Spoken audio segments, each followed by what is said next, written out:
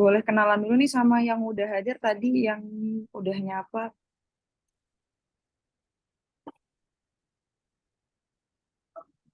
Ini untuk nama Pak Heri Anggoro nih, boleh on cam atau on mic dulu nih, kenalan dari mana.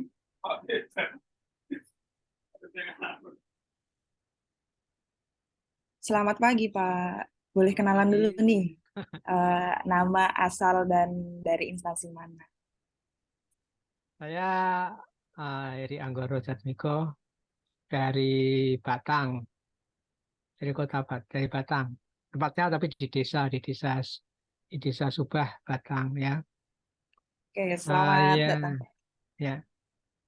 Saya bukan dosen, bukan akademisi ya, tapi Oke. pensiunan ya. Saya baru 10 bulan yang lalu saya berhenti menjadi guru di salah satu madrasah aliyah ya di desa saya.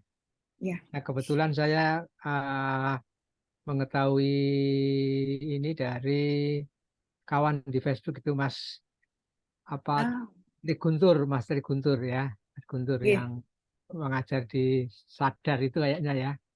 Ya, iya, ya. Nah, iya.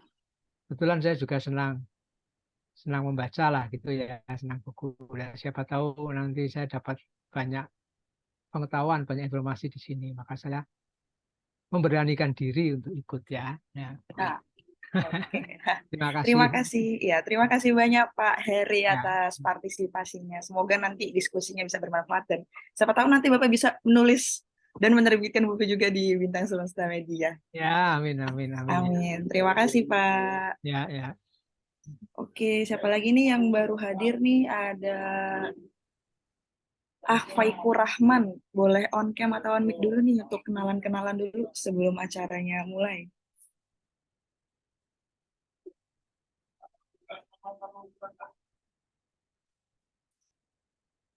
Gimana Pak Faikur Rahman, bisa on cam atau on mic dulu?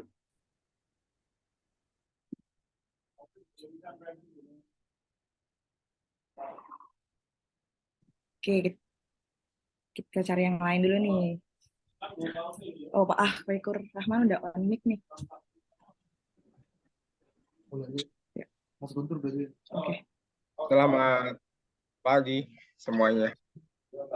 Pagi, pagi, pagi Mas Guntur. Oke, udah karena materinya udah datang nih, kita langsung mulai aja ya. Oke, Assalamualaikum warahmatullahi wabarakatuh. Selamat pagi semua. Perkenalkan, saya Wanda selaku MC atau pembawa acara diskusi publik kali ini untuk merayakan hari lahir penerbit Bintang Semesta Media yang ketiga. Diskusi publik kali ini bertajuk Buku Berdaya Pendidikan Merdeka. Ini di pagi yang cerah ini semoga kita dalam keadaan sehat walafiat ya untuk mengikuti diskusi publik ini.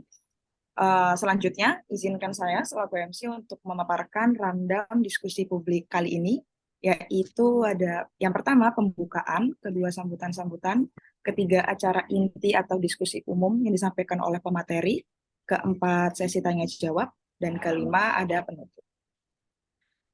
Untuk selanjutnya, sambutan pertama disampaikan oleh Direktur Penerbit Bintang Semesta Media, Bapak Bintang.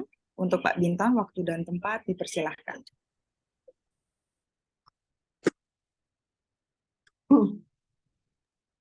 Baik, terima kasih Mbak Wanda. Sebelumnya selamat pagi menjelang siang. Assalamualaikum warahmatullahi wabarakatuh. Baik, senang sekali rasanya di pagi ini saya juga selain berdiskusi atau apa namanya bersatu forum sama Bapak Ibu sekalian, saya juga bisa bertemu dengan guru-guru saya. Kedua narasumber atau ketiga narasumber ini adalah dua guru saya di satu Bu Rina. Semoga masih ingat Bu ya. Saya dulu di Wade Bu. Bu Rina Bu Rina ini menjadi dosen pembimbing saya pas KKN di Palembang waktu itu Bu. Oh Tahun ya, 2017. Iya Bu. Waktu itu Bu Rina sebagai dosen pembimbing KKN Muhammadiyah Bu, KKN Anak Bangsa di Palembang. oh ya. Ya, saya juga di UAD dulu Bu, kuliah satunya dan jurusan sastra Inggris. juga anggota komunitas Jejak Imaji. Bu Rina mungkin sudah familiar ya dengan Jejak Imaji, ada Mas Iqbal, Mas Sule, dan teman-teman lain. Senang sekali bisa berjumpa dengan Bu Rina, dan ada juga Mas Guntur. Ini guru sekaligus tokoh intelektual nih. Pernah sempat bareng dengan Mas Guntur di Pusham UII. Saya juga terlibat waktu itu di pembuatan majalah Pranala Pusham ya, Mas Guntur ya. Dan narasumber satu lagi sebenarnya juga seorang penulis dan dosen di Universitas Negeri Padang, tapi Mbak Yona ini berhalangan hadir karena anaknya masuk rumah sakit tadi malam dan tidak bisa gabung dan join dengan kita di kesempatan pagi hari ini. Jadi narasumber kita yang akan menemani diskusi ada 2 orang, ada Bu Rina dan juga Mas Guntur. Jadi Bapak Ibu sekalian, sesuai yang disampaikan oleh Mbak MC tadi, bahwasanya diadakannya forum diskusi ini sebagai salah satu rangkaian dari kegiatan untuk memperingati hari lahir kami yang ketiga. Kami genap berusia 3 tahun per 17 Agustus kemarin. Kami mulai berdiri menjadi penerbit itu di 17 Agustus tahun 2020. Ya, sudah 3 tahun, dan sejak awal kami sudah memfokuskan diri menjadi penerbit yang bergerak di isu pendidikan. Ya, kami menerbitkan buku-buku yang bergenre pendidikan, terutama untuk pendidikan perguruan tinggi, untuk mahasiswa, dosen, buku ajar, monograf, dan segala macam.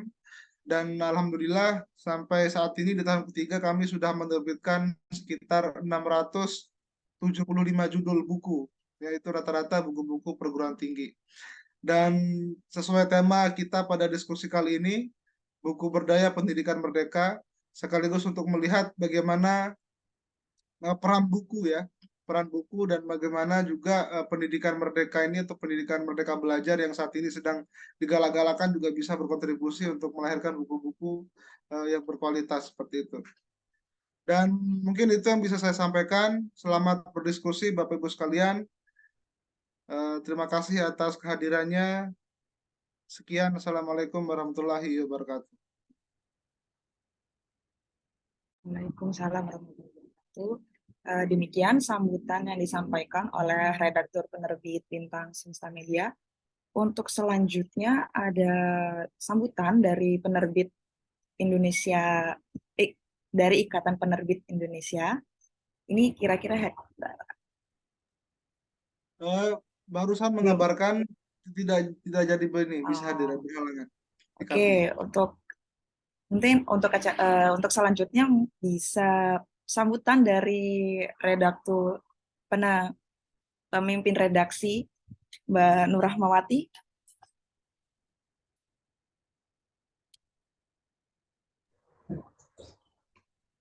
Oke, Assalamualaikum warahmatullahi wabarakatuh.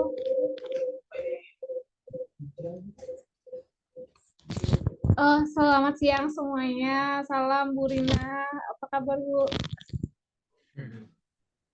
Salam juga kepada Pak Guntur. Selamat siang. Salam Pak. Alhamdulillah. Mungkin sama Bu Rina pernah juga papasan di kampus. Kalau KKN kayak Pak Bintang belum pernah. Saya juga kuliah di UAD dulu. Kebetulan pernah beberapa kali lihat Bu Rina. Pak Guntur juga dulu pernah main ke Pusham UII, acara-acara diskusinya pas masih mahasiswa, kayaknya pernah bertemu juga. Terima kasih sekali Bu Rina, Pak Guntur sudah hadir di acara diskusi kami pada siang hari ini. Ini merupakan rangkaian dari ulang tahun yang nanti juga akan ditutup dengan kegiatan pelatihan menulis buku yang tanggalnya akan segera diinformasikan oleh tim kami. Mungkin karena saya juga selaku moderator diskusi ya, sambutannya sedikit aja, mungkin bisa Mbak Wandi kita langsung memulai acara diskusi pada siang hari ini. Terima kasih. Assalamualaikum warahmatullahi wabarakatuh. Waalaikumsalam. Terima kasih Mbak Nur. Untuk acara selanjutnya adalah acara yang kita tunggu-tunggu nih ya, yaitu acara inti atau acara diskusi publik. Untuk acara ini akan dipandu oleh seorang moderator, Nur Rahmawati. Untuk Saudari Nur, waktu dan tempat dipersilakan.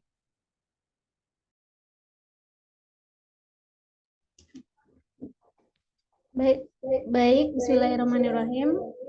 Assalamualaikum, salam sejahtera, selamat siang semuanya. Terima kasih kepada kedua pembicara yang sudah hadir di acara kita pada siang hari ini, kemudian para undangan juga yang sudah menghadiri ataupun perwakilannya. Kepada peserta juga ada sekitar, kalau dikurangin anggota ini mungkin sekitar 10 orang peserta ya. Terima kasih juga sudah menyempatkan waktu hadir di acara kita pada siang hari ini. Semoga acara yang akan kita jalani bersama pada siang hari ini bisa memberikan ilmu pengetahuan yang baru kepada kita semua. Di acara pada siang hari ini kita ditemani oleh 2 pembicara, yang awalnya 3 pembicara ya, tapi sayangnya Bu Yona sepertinya berhalangan, jadinya kita hari ini hanya bersama dengan Bu Rina dan juga Pak Guntur.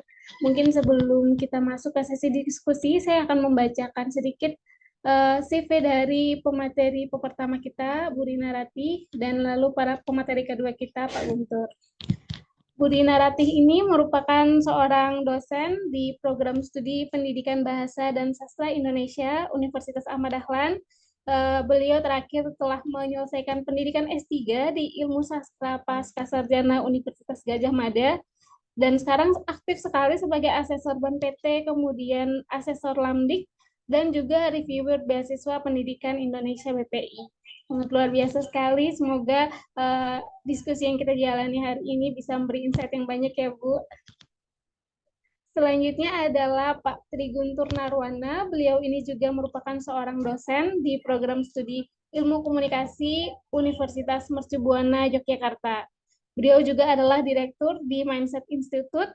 Beberapa buku yang sudah ditulis adalah Logika Bahasa, Modus Puasa, Penerbitan Bahasa Basi tahun 2022, dan buku Spektrum Nalar Kritis Komunikasi, dan terakhir adalah yang paling terbaru Sistem Ekonomi Pancasila Instans.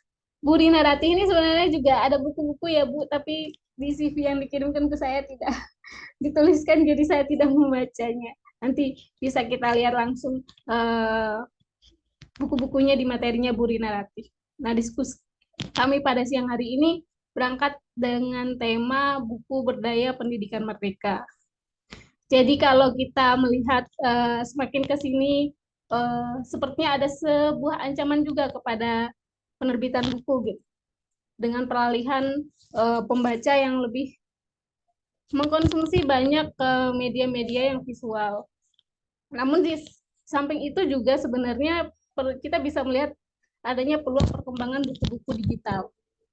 Banyak sekarang kementerian, kemudian Ipusnas juga semakin mengembangkan platform buku digitalnya seperti Ipusnas. Nah, ini banyak juga pembaca-pembaca yang membaca ke sana, dan hal ini menunjukkan bahwa ada minat yang tinggi juga. Masih ada minat yang tinggi membaca buku, tapi mungkin medianya berbeda. Nah, bagaimana kemudian buku ini semakin tahun semakin baik dan semakin berkualitas, terutama dalam hal ini kita melihat peran-peran dosen ya, karena kami berangkat dari penerbit yang berfokus pada buku pendidikan, kami melihat bagaimana setiap tahun dosen-dosen itu sudah punya kewajiban juga, tapi juga menulis buku di luar dari kewajiban buku-buku itu, seperti ada buku referensi, monograf, tapi ada juga dosen-dosen yang sangat aktif sekali menulis buku di bidangnya, dan ini sangat-sangat banyak mahasiswa yang mencari buku-buku ini. Sayangnya mungkin masih dosen kita kan sebenarnya jumlahnya banyak ya Bu, tapi bukunya juga itu-itu aja gitu. Dalam artian belum ada sosialisasi dan pengenalan terhadap buku-buku dosen ataupun guru-guru di Indonesia. Itu yang mungkin kemarin juga sempat didiskusiin, saya lupa diskusi kapan, tapi mengenai kurikulum Merdeka Belajar ini banyak buku-buku yang dipakai buku-buku luar negeri gitu. Buku-buku terjemahan. Nah, ini juga menjadi semacam protes ya kemarin ya, kenapa buku-buku penulis-penulis dalam negeri tidak dipakai gitu oleh kurikulum Merdeka Belajar ini. Nah, kita mungkin di siang hari ini juga bisa mendiskusikan itu, di samping mendiskusikan bagaimana kita meningkatkan peran-peran buku untuk menciptakan lingkungan pendidikan di Indonesia yang semakin lebih baik. Nah, tidak berlama-lama lagi, langsung mungkin saya beri kesempatan kepada Bu Dina Ratih sebagai pembicara yang pertama. Apakah nanti mau share screen, Bu? Iya, iya Oh boleh. iya, monggo. Baik, terima kasih. Assalamualaikum warahmatullahi wabarakatuh. Waalaikumsalam warahmatullahi wabarakatuh. Pak Guntur, apa kabar? Masih di mute, Pak. Saya sharekin dulu ini, Bapak Ibu. Apa kabar Bu? Oh ya, udah di.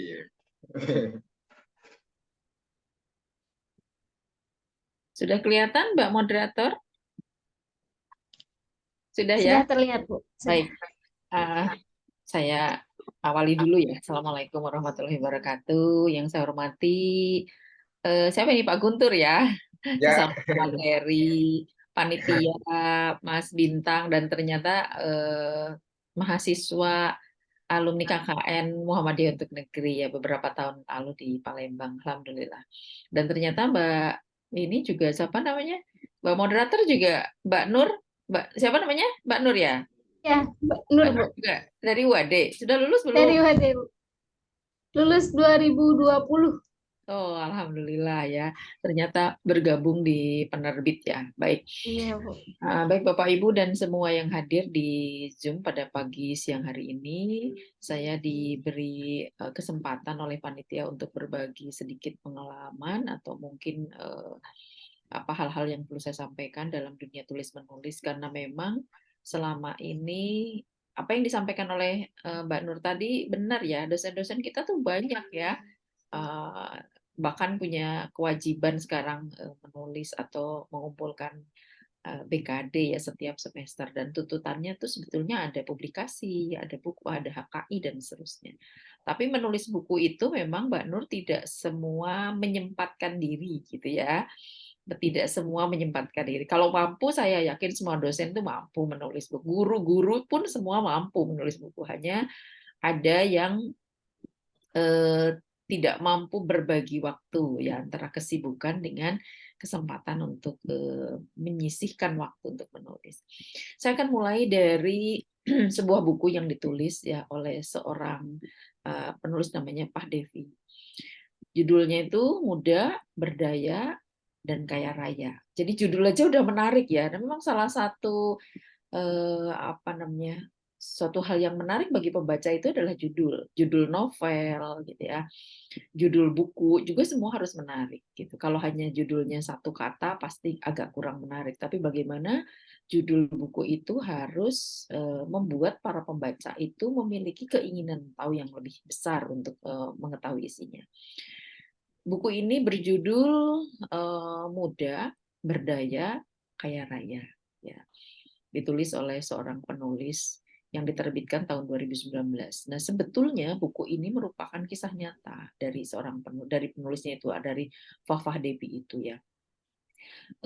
Pengalaman dia menulis buku itu karena dia tuh bangkrut ya dari satu usaha, dari satu profesinya, kemudian dia bangkit betul-betul terpuruk ya, miskin gitu, kemudian dia berusaha keras untuk mendapatkan banyak hal ya, terutama terkaitan dengan apa yang harus dia lakukan, dan ternyata dia belajar sendiri ya, belajar mandiri, otodidak gitu, kemudian dia dan yang dipilih oleh dia adalah menjadi penulis gitu ya, pengalaman dia tulis gitu, sampai akhirnya ada satu kata yang ditulis oleh Pak Devi ini menarik perhatian saya, bahwa kata-katanya begini, jadilah penulis karena jika kau mati kata-katamu tidak gitu ya.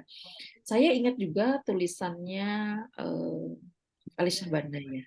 Dia juga mengatakan bahwa tulisan itu lebih kuat daripada lisan.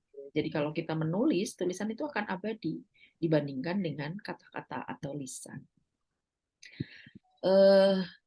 Dan Fah mengatakan bahwa apapun kamu nanti, cobalah untuk menjadi yang terbaik. Dan sebetulnya ini pesan ya, pesan dari keseluruhan buku yang ditulis oleh Pak Devi ini tentang kemiskinan, keterpurukan yang dia lakukan, kemudian dia berhasil bangkit melalui sebuah tulisan-tulisannya. Nah, ini pengalaman saudara, Bapak, dan Ibu semua, bahwa memang menulis itu menjadi salah satu cara ya untuk bangkit gitu, untuk mendapatkan banyak ilmu dan kembali meraih kesuksesan jika seseorang itu mengalami keterpurukan. Tentu ini merupakan salah satu saja, Bapak Ibu ya, salah satu cara. Saya kira kalau yang lain juga mungkin mengambil cara yang lain. Kemudian saya melihat dari satu sisi lain, ya, pendidikan. Kita tahu bahwa pendidikan itu adalah proses pengembangan SDM, ya, agar memperoleh kemampuan sosial dan perkembangan individu yang optimal. Pada abad 12, saya ingat sedikit pada materi perkuliahan dulu bahwa ada beberapa perguruan tinggi di Eropa dan Amerika bahwa perempuan itu tidak diizinkan untuk mendapatkan pendidikan, terutama di Fakultas Kedokteran. Mengapa? Gitu. Ada satu perguruan tinggi yang memang tidak menerima perempuan. Karena apa? Karena perempuan itu dianggap lemah akal, dianggap bodoh dalam tanda kutip, atau lemah akal, atau dianggap tidak mampu, ya begitu. Nah, justru dengan tidak diberinya perempuan mendapatkan pendidikan, maka kaum feminis itu muncul dan bangkit untuk memperjuangkan kaum pendidikan. Jadi kalau sekarang Mbak Nur dan Bapak Ibu semua gitu bisa setara kita dengan laki-laki untuk mendapatkan pendidikan yang sama, kesempatan yang sama, itu adalah salah satunya dari perjuangan para kaum feminis. Tapi kalau kita membaca buku-buku feminis, jangan berhenti di satu titik ya Bapak Ibu, hanya membaca misalnya perjuangan feminis radikal begitu atau liberal begitu. Kita harus membaca banyak hal, terutama feminis komprehensif ya, atau kita mendapatkan banyak masukan tentang kaum feminis yang berjuang di bidang pendidikan khusus untuk kaum perempuan. Karena apa? Karena pendidikan itu memang hak ya. Ya, di dalam konsep feminis liberal bahwa perempuan itu mendapatkan hak untuk mendapatkan pendidikan gitu. Karena apa? Karena itu salah satu proses memanusiakan manusia. Kita akan banyak sekali menonton atau contoh-contoh ya bahwa ketika manusia atau seseorang tidak mendapatkan pendidikan yang layak, maka dia tidak akan mendapatkan pengetahuan. Meskipun secara otodidak dapat diperoleh, gitu. Tapi karena anak-anak usia SD, SMP itu hak mendapatkan pendidikan. Kalau tidak, mereka akan kurang informasi. Nah, kemudian berangkat dari sana, kita akan melihat sampai saat ini sebetulnya ya, kalau kita lihat perjuangan nih, para perempuan dan laki-laki itu setara. Tentu hak ini ya yang diperoleh dari pendidikan. Tanpa pendidikan, perempuan itu tidak akan mendapatkan posisi-posisi seperti sekarang. Bahkan kalau kita lihat sekarang sekian persen tuh harus masuk pada bidang-bidang politik. Gitu ya. Nah, berikutnya. Ada lagi satu penelitian. Saya berangkat dari penelitian berikutnya, Bapak Ibu. Satu penelitian dari Corley yang membuktikan bahwa membaca itu adalah kunci sukses finansial. Tapi buku yang dibaca bukan sekedar buku biasa, bukan hanya sembarang buku. Nah, kemudian Corley ini meneliti lebih jauh lagi tentang kebiasaan manusia. 11% orang kaya dan 89 orang miskin itu membaca untuk hiburan. Jadi lebih banyak orang miskin itu membaca untuk hiburan. Gitu ya. Kemudian 85% orang kaya dan 15% orang miskin membaca 2 atau lebih buku terkait pendidikan, karir, biografi, buku orang sukses, atau pengembangan diri. Dan 89% orang kaya, 11% orang miskin membaca berita, surat kabar, maupun media online. Nah, menurut kita, Mbak Nur, ini kita yang suka baca Facebook ya, baca status, baca Facebook, baca curhat-curhat itu, masuk kemana kita ini? Yang paling banyak membaca hiburan, begitu ya? Yang 89% kita tuh ya, yang tiap hari membaca gitu.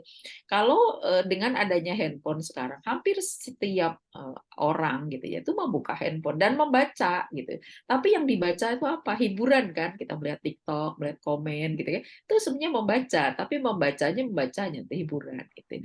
Sementara yang dibaca terkait dengan buku-buku, misalnya pengembangan, ya biografi, buku-buku kesuksesan, pengembangan diri itu sangat sedikit. Sementara orang-orang kaya atau orang-orang yang berhasil itu cenderung mempelajari bagaimana orang itu bisa sukses. Tidak ada orang sukses itu santai, gitu ya. Orang sukses itu karena proses itu tidak akan mengkhianati hasil. Pak Guntur juga pasti banyak karyanya karena dia bukan orang biasa, begitu ya. Dan tidak ada sebetulnya orang yang santai tapi bisa menghasilkan buku banyak, itu tidak ada. Pasti ada proses yang harus dilewati, harus ada waktu yang disisihkan, ada pengumpulan data, dia membutuhkan waktu setiap hari, semua sama waktunya 24 jam. Tapi bagaimana 24 jam itu dia bagi untuk apa saja. Nah, banyak orang yang ingin jadi penulis ya. Wah, saya kadang-kadang ingin ya Bu Rina kayak Bu Rina. Tapi ternyata tidak pernah memulai menulis, maka tidak akan menulis apapun begitu. Hanya sekedar keinginan, niat gitu ya. Kalau saya lihat penerbit ini yang baru 3 tahun ya, tapi sudah menghasilkan berapa Mbak Nur tadi? Berapa buku? 600 buku? 500? 600 ya, 600 buku dalam 3 tahun itu luar biasa gitu. Barangkali Pak Direkturnya juga meminta saya menjadi pemateri ini dalam rangka agar saya sekali-kali menerbitkan buku di sini ya. Karena buku-buku saya lebih banyak di Pustaka Pelajar ya, selama ini menghubungi saya dan saya juga mudah berkomunikasi. Mungkin suatu saat saya akan mencoba untuk menerbitkan dengan melihat dulu nih perjanjiannya seperti apa begitu ya. Oke, baik Bapak Ibu. Nah, dilihat dari tingkat kebiasaan manusia, membaca apa dulu gitu ya. Jadi hanya sekian persen orang yang membaca untuk hiburan gitu ya. Dan sekian persen orang yang lebih membaca buku untuk pengembangan diri. Orang memang lebih suka hiburan gitu ya, menyenangkan hati gitu ya. Terlena sebetulnya kalau kita baca hiburan itu, tapi itu perlu untuk refreshing juga. Hanya jangan setiap hari kita menghabiskan waktu untuk baca TikTok, baca status begitu ya, karena itu kita akan habis waktu, tiba-tiba sadar bahwa ternyata sudah sore, ternyata sudah malam, kita hanya terkait dengan hal-hal yang hiburan saja. Nah, di satu sisi memang kalau dikatakan buku itu sebagai jendela dunia ya, buku, film itu sama Bapak Ibu ya.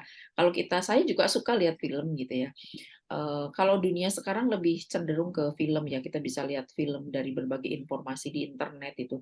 Kalau dulu kita harus membaca buku, membayangkan seperti apa dunia-dunia di Eropa. Sekarang kita bisa melihat film gitu ya. Media film itu luar biasa, membuat kita semakin kaya. Oh, di sana ada hal yang tidak kita ketahui di Indonesia gitu ya. Dan buku itu tidak hanya kita mendapatkan informasi tentang dunia di luar dari dunia kita, tapi juga kita mendapatkan banyak sekali pengetahuan, budaya di luar sana, dan kreativitas. Bagaimana orang-orang bisa membuat sesuatu tanpa kita tahu sebelumnya, gitu ya. Kemudian berikutnya, mengapa orang itu banyak menulis buku? Tentu dia punya banyak pengalaman. Karena kalau dia tidak punya pengalaman, dia tidak ada sesuatu yang bisa dituliskan. Ya. Kalau dia punya banyak pengalaman, dia ingin berbagi pengalaman itu, maka dia menulis buku. Ada orang yang menulis berdasarkan pengalaman, ada yang menulis bahwa dia sudah menguasai banyak teori nih, dia harus berbagi bagaimana mengaplikasikan teori yang sudah dipelajari. Nah, guru dan dosen itu sebetulnya memang yang diharapkan lebih banyak menulis, ya, untuk berbagi, tentu berbagi pengetahuan, berbagi ilmu kepada siswa, kepada mahasiswa, dan juga kepada guru. Nah, kemudian ada satu alasan. Ini suara saya kok double ya, Mbak Nur? Betul nggak? Mbak? Sebentar. Oke. Sudah? Sudah ya? Oke, baik. Nah, yang terakhir ini, saya hanya di waktu 15-20 menit ya, nanti biar kita diskusi. Yang terakhir gitu. Ada satu konsistensi yang saya lakukan, meskipun sesungguhnya berat ya konsistensi ini, tetapi saya mencoba menulis buku setiap tahun, dan biasanya saya usahakan terbit pada saat hari kelahiran saya. Mungkin tidak banyak yang mencoba seperti ini ya. Kok menulis buku setiap tahun? Ya, tentu menulis bukunya juga tidak menulis buku yang berat-berat ya, Bapak Ibu. Kadang-kadang saya menulis buku ajar, kadang-kadang saya menulis buku yang ringan sebagai hiburan gitu. Nah, ini ada beberapa buku yang bisa saya perlihatkan kepada Bapak dan Ibu. Yang pertama, apa alasannya saya menulis setiap tahun? Satu, sebagai rasa syukur kita, ya. Manusia itu diberi waktu yang terbatas dan kita tidak tahu kapan kita akan dipanggil oleh Allah Subhanahu wa taala. Maka saya berusaha untuk menulis, ya. Kita harus mensyukuri usia. Ada usia yang masih muda gitu ya. Banyak ilmunya tapi tidak sempat menulis. Ada yang usianya sudah cukup ya, tetapi tidak punya pengalaman apa yang ingin dituliskan. Gitu. Kemudian yang kedua, ada orang yang diberi kesehatan, tapi kok tidak mencoba untuk menulis. Dan ketika dia sudah sakit, dia banyak sekali yang ingin ditulis. Gitu ya. Nah, maka ada saatnya kita mulai berpikir bagaimana caranya kita selalu bersyukur kepada yang menciptakan kita ya. Kita telah diberi waktu, diberi usia yang cukup sampai saat ini sehat, gitu ya. Maka saya mencoba untuk menorehkan nama saya untuk dikenal minimal di keluarga, di teman-teman. Itu sebenarnya sederhana saja ya, di teman-teman, di keluarga, di program studi. Karena program studi ini perlu kontribusi dosennya. Dosennya perlu menulis. Karena apa? Kalau dosen tidak menulis, kontribusi dosen ke prodi ini kurang gitu ya. Karena sekarang tuntutannya di akreditasi, kebetulan saya di BANPT, semua orang itu, semua dosen terutama harus memberi kontribusi, harus menulis, harus publikasi begitu. Dan buku ini adalah salah satu hal yang memang belum semua dilakukan oleh dosen. Tapi kalau publikasi, saya kira semua dosen melakukan publikasi. Hasil penelitian itu ada, luarannya adalah publikasi, tapi tidak semua hasil luaran penelitian dosen itu dijadikan buku. Nah, ini yang masih menjadi pilihan bagi dosen. Hanya cukup dengan luaran publikasi atau dijadikan buku. Ada beberapa buku yang saya tulis, Bapak dan Ibu ya. Nah, ini adalah Perempuan Bercahaya ya. Jadi ini adalah satu kumpulan cerpen yang saya tulis tahun 2010 ya. Ini kemudian berikutnya ini adalah sebuah cerita anak-anak Pak Guntur. Meskipun saya sudah sudah bukan anak-anak lagi gitu ya, tapi saya suka menulis buku anak-anak karena buku anak-anak itu memang perlu ditulis oleh orang dewasa ya. Dan ini hanya perlu kemampuan imajinatif kita. Kemudian berikutnya ini juga masih tentang cerita anak-anak yang saya tulis tahun 2014. 2013 itu saya tidak menulis buku ya Bu Nur dan Bapak Ibu semua. Kebetulan waktu itu saya sedang sibuk menyelesaikan disertasi dan saya ujian tertutup atau terbuka itu 2013. Kemudian 2015 ini ada sebuah kumpulan cerpen, kumpulan cerita anak juga, namanya Lebah Lebay di Taman Larangan 2015. Kemudian, nah ini ada buku ajar yang sebetulnya ini tidak ditulis dalam beberapa bulan ya Bapak Ibu, itu sudah lama. Saya tulis beberapa tahun sebelumnya, tapi tidak selesai dan saya selesaikan tahun 2016. Dan ini diterbitkan di dua tahun ya Bu Nur ini. Penerbitnya mungkin banyak untung ya ini ya. 2016 diterbitkan berapa puluh ribu, kemudian diterbitkan lagi 2017. Kemudian berikutnya saya menulis buku lagi, ini masih tentang kumpulan cerita anak tahun 2018. Kemudian ini tahun 2019 saya menulis buku referensi. Ini juga cukup tebal, sekitar 250 halaman. Dan ini tidak dilakukan dalam waktu yang singkat ya, tentu perlu waktu yang lama. Ini tentang puisi perempuan penyair di Indonesia dan proses kreatifnya. Kemudian kalau diperhatikan ini pustaka pelajar semua ya ini Mbak Nur. Kemudian ini juga sama, ini saya menulis tentang proses kreatif ya, terkait dengan guru dan dosen yang menulis cerita anak. Dan tahun 2021 saya menulis cerita rakyat, beberapa cerita rakyat yang saya kumpulkan saya tulis ulang, itu cerita rakyat Lombok tahun 2021. Kemudian tahun 2022 saya menulis cerita rakyat dari Bengkulu karena kebetulan saya ke Bengkulu.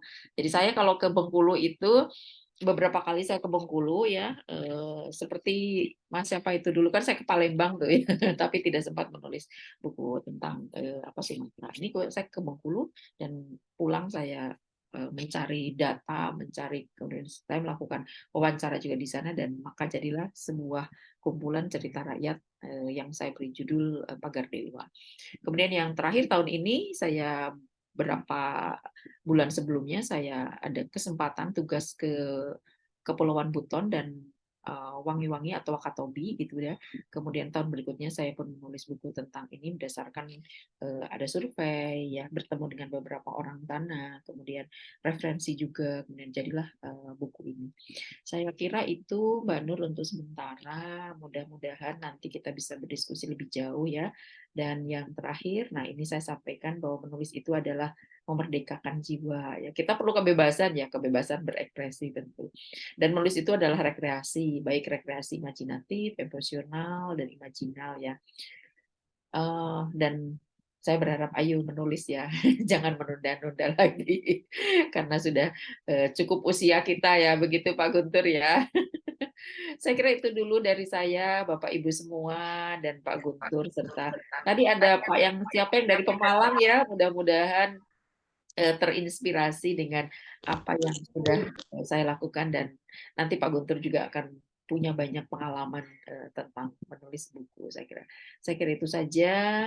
Saya kembalikan kepada moderator Mbak Nur. Terima kasih. Assalamualaikum warahmatullahi wabarakatuh. Waalaikumsalam warahmatullahi wabarakatuh. Terima kasih banyak Bu Dina Rati atas penyampaiannya, sangat menginspirasi sekali. Seperti yang dijelaskan oleh Bu Dina Rati ya, sekarang kesempatan pendidikan itu sebenarnya banyak.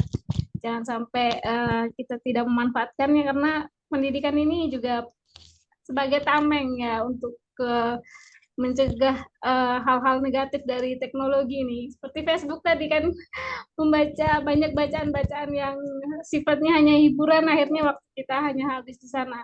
Jadi dengan kita ikut pendidikan, ikut sekolah, ikut kuliah, kita jadi tahu informasi dan ilmu pengetahuan-pengetahuan yang lebih punya manfaat dan bisa berkontribusi untuk ke masyarakat kita. Dan yang nantinya juga bisa dituliskan untuk menjadi sebuah buku. Seperti Bu Rina Ratih, pergi kemana menulis ya Bu. Benar-benar memanfaatkan kesempatan ketika sedang ada di mana ada yang bisa ditulis, maka menulislah. Tidak harus selalu diterbitkan ya Bu. Bisa jadi arsip dari naskah beberapa tahun yang lalu pernah kemana, baru sekarang dibukukan juga tidak apa-apa. Yang benar Bu, yang paling sayang tadi sebenarnya itu Bu, yang hasil penelitian dosen banyak banget, sayang banget nggak dibuku-bukukan. Padahal bisa, tujuan membukukan adalah agar nanti bisa bertemu dengan pembaca yang lebih luas lagi gitu. Iya, betul.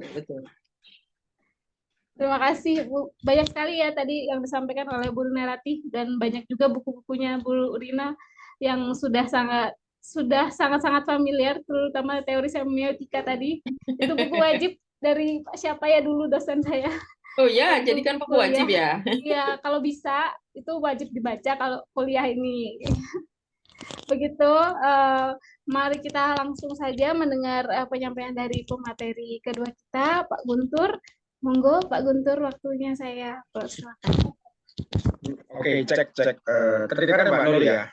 Kedengaran jelas Pak. Oke, Mbak Rina, selamat siang ya.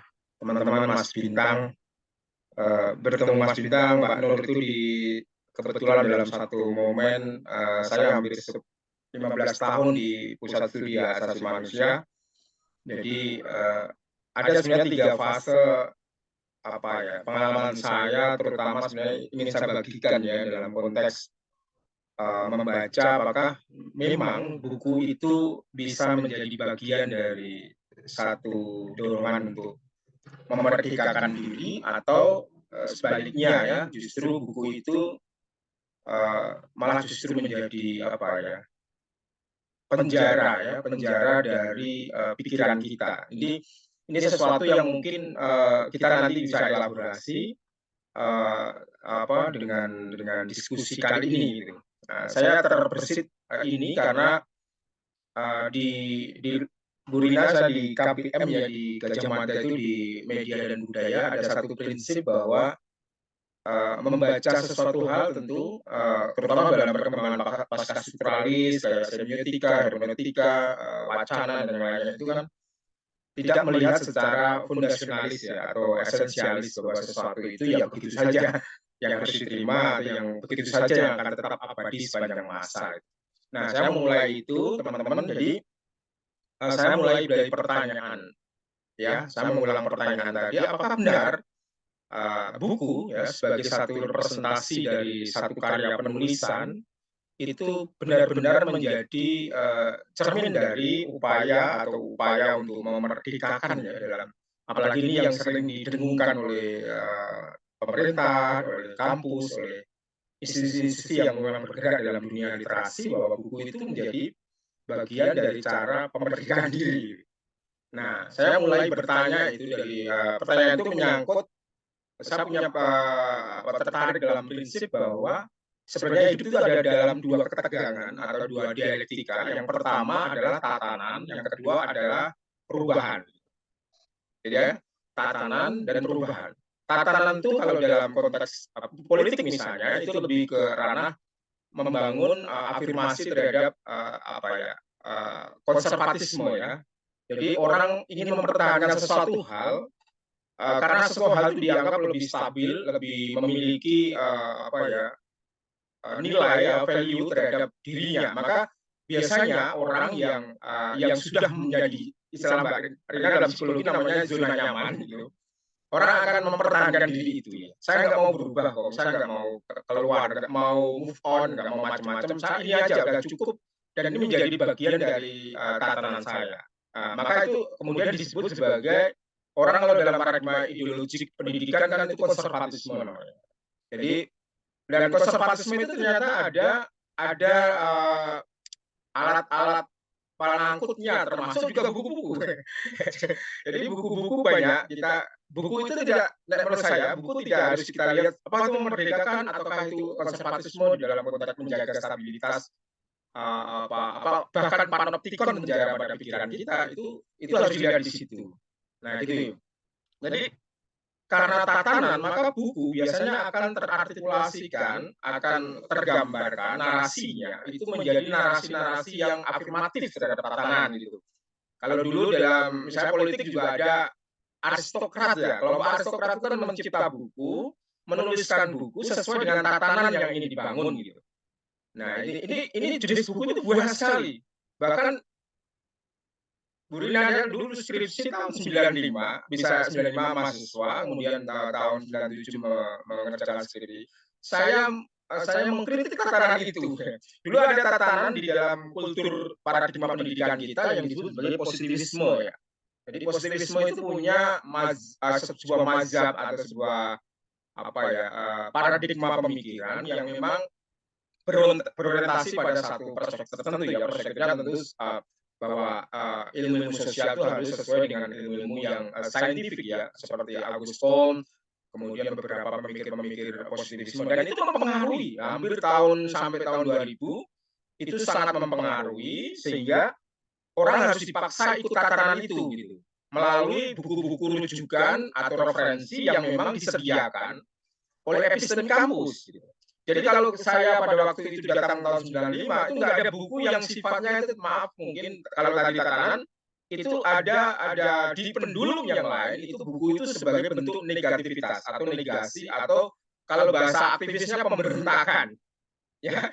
Nah, tahun kemudian reformasi di tahun 198 ke sini itu muncul banyak buku-buku yang tidak lagi afirmatif terhadap tatanan tetapi mencoba untuk mendekonstruksi, melihat kembali, membongkar, menilai secara kritis atau memberi perspektif alternatif terhadap tatanan-tatanan yang mapan itu. Jadi buku-buku banyak sekali ya. Nah itu maka kemudian ketegangan itu menurut saya abadi.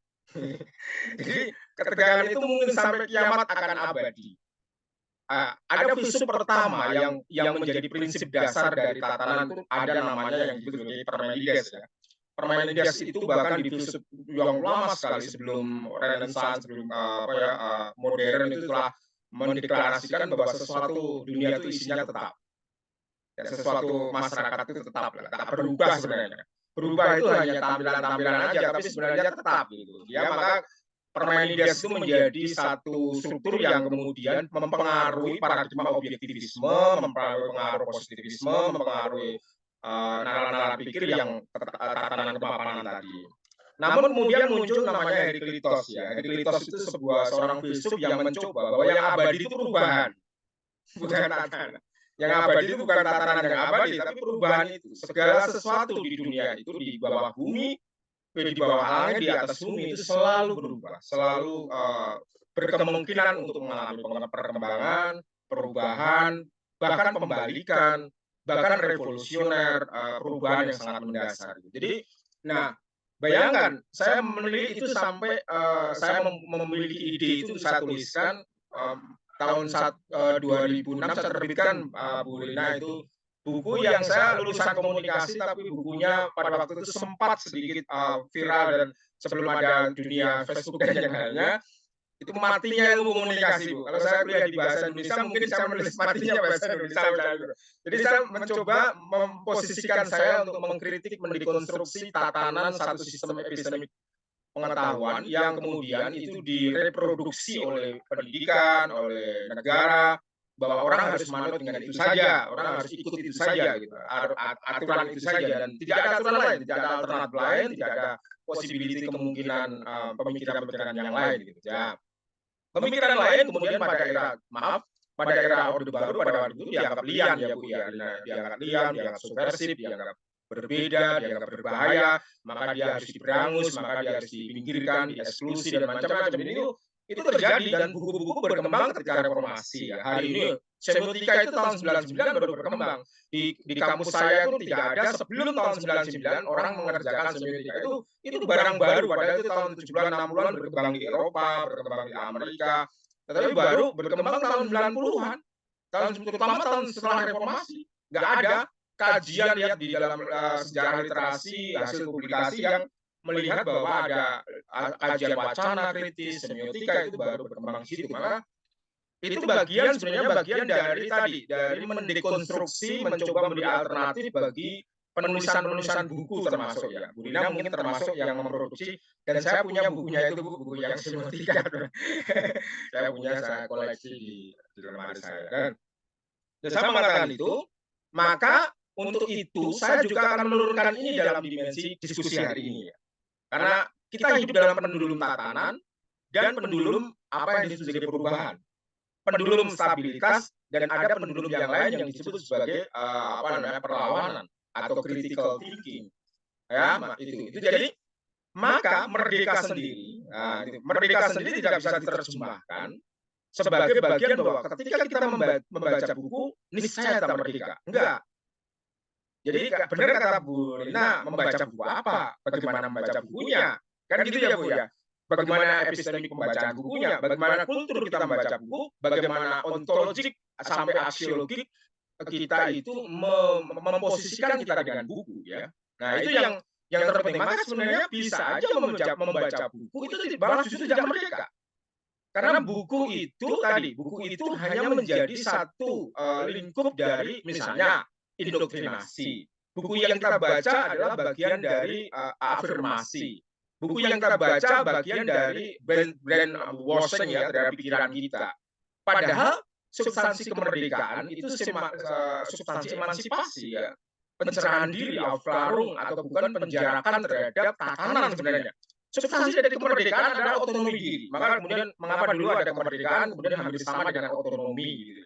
Subjek diri yang bisa berpikir, berakal budi, kalau kata istilah Rocky Gerung itu apa? Menjaga kewarasan, gitu, menjaga akal sehat gitu.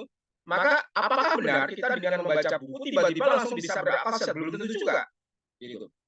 Nah, karena belum tentu juga, maka kita harus mendefinisikan kemerdekaan itu tidak begitu. Bagi saya, kemerdekaan membaca buku dalam posisi kita dengan buku adalah usaha kita untuk ya berani membuka dialektika, keterbukaan, ruang publik pengetahuan itu dalam ranah yang memang dialektik antara ketegangan penataan atau tatanan, orientasi tatanan, tidak semuanya salah ya Bu Rina. Orientasi tatanan itu nggak selalu salah karena struktur itu selalu hidup ya. Kita agensi berkumpul 2, 3, 4, 5 kemudian kita bikin organisasi ya itu udah langsung membentuk tatanan itu. Tatanan yang lama-lama organisasinya bisa aja menjadi demokratis atau bahkan mungkin cenderung fasis gitu. Demokrasi kan begitu sebuah tatanan akan selalu punya possibility begitu. Maka sebenarnya agensi yang tadinya bebas kemudian melakukan upaya untuk bersama-sama menghimpun diri dalam tatanan namun tatanan lagi kemudian membentuk sistem ya. Kalau dalam Berger istilahnya itu ada objektifikasi ya. Dari internalisasi kita, eksternalisasi kita menjadi objektifikasi. Dan objektifikasi yang dulu selama dulu menjadi sesuatu kemerdekaan, justru lalu menjadi tatanan. Ya, contoh persis adalah negara ya. Negara dulu ingin merdeka dari kolonialisme, tapi setelah menjadi negara, dia bisa aja menjadi entitas kolonialisme itu sendiri. Ya, jadi kalau dalam teori pasca kolonialis itu bisa menjadi jejak kolonialis justru dipakai oleh para pejuang yang dulu memperjuangkan kemerdekaan. Bayangkan itu. Jadi sebenarnya pendulum ini selalu bertegangan, berkontestasi, berdialektika, bahkan berinteraksi terus-menerus sepanjang abadi sejarah peradaban kita. Nah, itu yang sebenarnya yang ingin saya katakan. Maka bagi saya tatanan oke, tetapi dia nggak boleh dominan.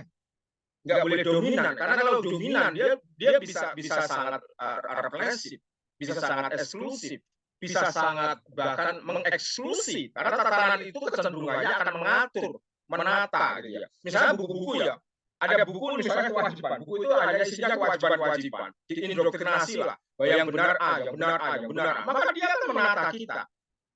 Mau tidak mau menata secara psikologis pikiran-pikiran kita, dan pikiran kita terpengaruh itu. Kalau kita internalisasi dan kemudian kita ekspresikan dalam tulisan, semata kita mengafirmasi itu, bahkan semata kita merepetisi itu, maka kita akan sebenarnya kita cermin dari tatanan itu, ideolog tatanan namanya ya. Maka seorang dulu ada misalnya aristokrat, para ideolog negara, para sekarang era sekarang ya Mbak Nur, Mbak Rina atau Mas Bintang itu namanya buzzer, namanya hater gitu. Jadi buzzer itulah yang memberikan afirmasi terhadap tatanan siapa yang menjadi menjadi cukongnya, yang menjadi bosnya, yang menjadi pemimpinnya.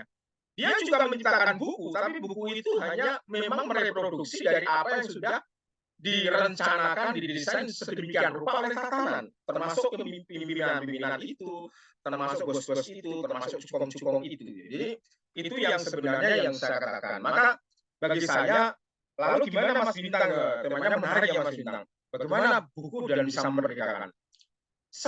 Bagi saya, selama ekosistem epistemik kita itu tidak lagi menempatkan keterbukaan dialog di antara tatanan dan tadi ya negativitas atau critical thinking atau perlawanan tatanan. Perlawanan bukan diartikan sebagai hantam-hantam, tapi perlawanan itu ini nggak benar ya, saya harus diberi kesempatan untuk juga mengkritisi. Kalau itu nggak diberi ruang, dalam bahasa Bermas itu ruang publik yang demokratis pula, maka ya sebagus apapun buku, sebagus apapun itu tidak akan bisa memerdekakan diri kita. Itu yang sebagai prinsip. Jadi, apakah kemudian dalam konteks ekosistem kita di Indonesia sudah begitu Mas Bintang? Pasti sudah tahu ya dulu. Banyak buku yang ketika beredar tidak sesuai dengan norma-norma tatanan lalu dieksklusi. Saya 3 tahun Bu jadi direktur Resisbook Bu dulu. Resisbook itu insisbook ya, dari perkembangan insisbook. Jadi pasti tahu di Yogyakarta itu tahun 99 sampai 2000-an siapa Resisbook. Resisbook tidak menuliskan buku-buku yang sifatnya adalah afirmasi tatanan. Dan Resisbook, insisbook itu selalu menempatkan artikulasi yang sifatnya pasti merevolusi tatanan atau semacam mempertanyakan tatanan atau bahkan mungkin menegasi tatanan. Nah, dialog ruang ini kalau diberi kesempatan dalam bahasa Bermas, itulah kemerdekaan diri. Itu akan muncul Bu, emansipasi. Seperti kaum feminis, kaum dulu pejuang kemerdekaan apapun. Kalau itu nggak diberi ruang, ekspresinya harus tetap ada ruang. Kalau enggak ya dia mati, diam, silent, kemudian ya udah tenggelam di dalam tatanan. Kalau enggak, dia harus mengartikulasikan itu. Nah, dalam konteks mengartikulasikan, maka dia harus siap bertarung, berkontestasi dengan seluruh aspek, seluruh perspektif itu. Maka bagi saya, seorang yang merdeka atau teman-teman ini yang ada di ruangan ini merdeka, itu beranikah? Ya, berani bertarung dalam tatanan. Bertarung tatanan itu gagasan apapun, ayo kita membuka diri dalam semua gagasan. Kemerdekaan diri dalam sebuah pikiran bisa dituliskan, bisa dilisan tekskan, dan bisa diwacanakan, bisa divisualisasikan. Tentunya ya. Kalau kita bicara buku ya bisa dituliskan dalam buku. Nah itu, jadi ekspresi dari ruang itu. Misalnya saya menuliskan buku tentang sesuatu hal yang menurut saya itu akan mengkritisi. Mungkin akhir Agustus ini, Bu Rina, Agustus ini saya menulis buku agak tebal sekali tentang kritik dunia kesehatan ya, melalui perspektif komunikasi. Judul bukunya Dokter Kami Ingin Lekas Sembuh. Itu kritik atas sistem kedokteran. Belum ada buku di Indonesia yang memang kritikal ya, tidak afirmasi terhadap tatanan, tapi membuka perspektif baru bahwa ada problem-problem krusial yang sifatnya itu paradigmatik di dalam dunia komunikasi kesehatan. Nah, kalau itu, buku saya mungkin warnanya adalah warna untuk membaca dan mempertanyakan tatanan, bukan mengafirmasi atau mengideologisasikan tatanan. Nah, kalau buku itu nanti punya ruang yang bagus untuk didiskusikan, untuk dibaca, untuk diperdebatkan di ruang publik, maka itu sebenarnya suatu sistem yang merdeka. Tetapi kalau itu ruang itu tidak ada, ketika diskusi kemudian dipersekusi misalnya, atau ketika diskusi itu kemudian mendapat enggak lah, itu enggak boleh kesempatan ini buku-buku yang pro saja terhadap tatanan. Nah itu kita belum dalam kondisi merdeka. Nah justru karena itu Mas Bintang atau Mbak Rina, maka tugas kita itu sebenarnya melihat pertama ya, harus melihat realitas hari ini dalam dunia pendidikan, dalam dunia perbukuan, dalam dunia literasi kita itu sebenarnya sudah ada dalam ranah apa sih, di dalam warnanya kayak apa nih Bu Rina ya. Saya tahu persis dunia di kampus ya, saya tahu persis. Mungkin Bu Rina akan sepakat, Mbak Nur sepakat, Mbak Nur. Kita masih terjebak pada cara menulis ya. Ini tadi tulisan ya buku ya, tapi cara menulis atau mode penulisan itu sebenarnya memenuhi afirmasi kewajiban. Benar nggak Bu Rina? Jadi lebih banyak aja ada banyak publikasi, tapi nggak ada yang sifatnya itu benar-benar sebuah artikulasi ekspresi yang merdeka. Jadi karena kita diwajibkan saja, maka kita menulis. Kalau andai kata kita nggak diwajibkan, apakah ada tulisan di kampus kita? Belum tentu juga bisa, misalnya gitu. Karena kita diwajibkan ada jurnal, ada tulisan, pengabdian, penelitian, buku lah, referensi, modul, macam-macam itu. Maka kemudian ada tulisan gitu. Nah bagi saya, kalau warnanya begitu, maka kita sebenarnya belum merdeka. Belum merdeka.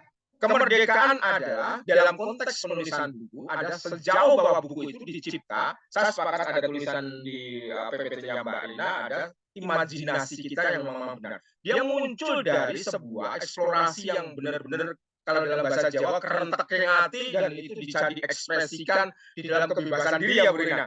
Menulis secara bebas, karena kunci penulisan sebenarnya kunci kebebasan. Sebuah orang yang menulis tanpa kebebasan nggak mungkin bisa menulis. Hasil tulisannya ada, tapi dia bukan seorang penulis. Saya tekankan, dia seorang bukan penulis, tapi hanya juru ketik, Bu. Saya selalu mengkritik teman-teman, kalian itu juru ketik aja, bukan penulis. Penulis itu harus ada prinsip kebebasan dalam diri. Karena kebebasan diri itu membangun emansipasi diri, mendorong kita itu benar-benar otonomi diri. Bahwa apa yang kita lahirkan itu dalam pikiran-pikiran, kalau dalam bahasa Lakong, atau bahasa psikoanalisis itu sebagai bagian dari histeria diri. Freudian juga mengatakan benar-benar menulis itu kejujuran gitu dalam istilah populer kan, nulis itu jujur aja. Menulis lagu, menciptakan film itu jujur. Kalau kemudian menulis dimanipulasi apalagi atas nama afirmasi kewajiban, maka dia nggak merdeka sebenarnya. Dia hanya menjadi juru ketik dari proses repetisi birokrasi, repetisi administrasi yang sebenarnya itu tidak memberi makna apapun. Bu Rina pasti akan sadar, menulis dengan kebebasan dan menulis dengan kewajiban itu maknanya sangat jauh berbeda. Nah, makna dari menulis merdeka adalah menulis dengan kemerdekaan diri tadi yang sifatnya sangat emansipatif. Bahwa ini suara saya benar, ini ekspresi saya benar. Tidak dimanipulasi, tidak direkayasa, tidak kemudian gimmick saja, tapi menjadi bagian dari cara kita mengekspresikan gagasan dan pikiran kita secara lebih bebas. Itu menurut saya, Mbak Nur dan Bu Rina. Jadi, maka saya terakhir ingin memberikan semacam dorongan, saya bagian dengan bertemu Bintang dan teman-teman di sini, itu bagian, tapi mungkin challenge tantangan kita nggak cukup ya. Jadi nggak cukup. Bagi saya mungkin beri kesempatan banyak alternatif tulisan dalam kedua pendulum ini, dalam pendulum aku lupa bawa cas. Atau pendulum Heraklitos ya. Ya, pendulum Heraklitos dan Parmenides itu adalah pendulum penataan atau sifat dari determinasi tatanan atau dari sifat negasi perlawanan. Negasi untuk merubah, negasi untuk mengkritisi, memperbaharui, merevolusi diri atau membenahi diri. Nama bisa jadi sifatnya transformatif, bisa sifatnya adalah revolutif, bisa sifatnya adalah critical thinking, macam-macam. Itu diberi kesempatan yang sama. Jika tidak, nah jika tidak kita memilih-milih, memilih itu memilah-milah ini aja, maka kita belum merdeka. Belum merdeka. Jadi kontestasi kemerdekaan belum ada sepenuhnya. Karena apa? Kita nggak menghargai secara equal dari penerjemahan pikiran-pikiran yang ada yang memang orang yang gemar atau lebih suka pada ekspresi-ekspresi afirmasi tatanan. Misalnya, dia sering menulis itu memuji-muji apa yang ditulis. Misalnya dia seorang penulis biografi gitu ya, atau autobiografi dia atau ghostwriter gitu. Dia menulis itu kan memberikan pemujian-pemujian luar biasa. Ada tipikal semacam itu. Tapi ada juga yang aku nggak selalu kalau model itu nggak bisa. Saya nggak bisa menipu diri kita sendiri dalam menulis. Saya menuliskan diberi ruang kebebasan, saya akan menulis dengan apa yang histeria yang ada dalam pikiran saya. Itu ada. Dan itu banyak sebenarnya. Tetapi di level yang lebih besar memang itu masih tidak diberi kesempatan. Terutama Bu Rina di kampus ya. Di kampus ini menulis nggak bisa merdeka. Nggak bisa merdeka 100% itu nggak bisa. Ya, maka jargon kampus merdeka itu memang ya masih perlu diperjuangkan ya. Tapi bahwa apakah merdeka masih di kampus enggak? Belum ada kemerdekaan sepenuhnya dalam konteks penulisan buku di kampus apalagi. Karena kita masih afirmasi kewajiban. Saya kira itu Mbak Nur, Mbak Rina, dan Mas Bintang. Terima kasih.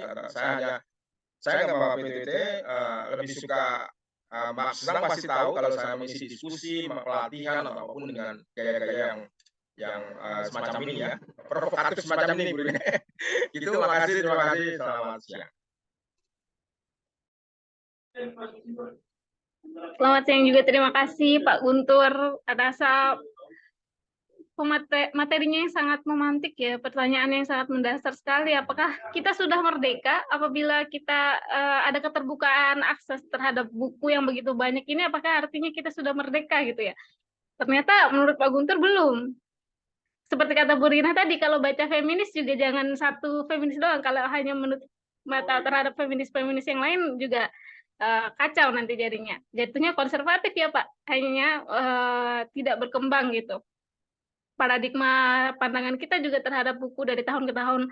Mungkin dulu di zaman Pak Harto ada buku yang di ACC gitu ya, oke, ada buku yang dicap sebagai tidak boleh, ini dilarang, tidak bisa, harus dibakar dan lain sebagainya. Nah, sekarang kita sudah cukup bebas, tapi belum berarti juga kita sudah benar-benar merdeka.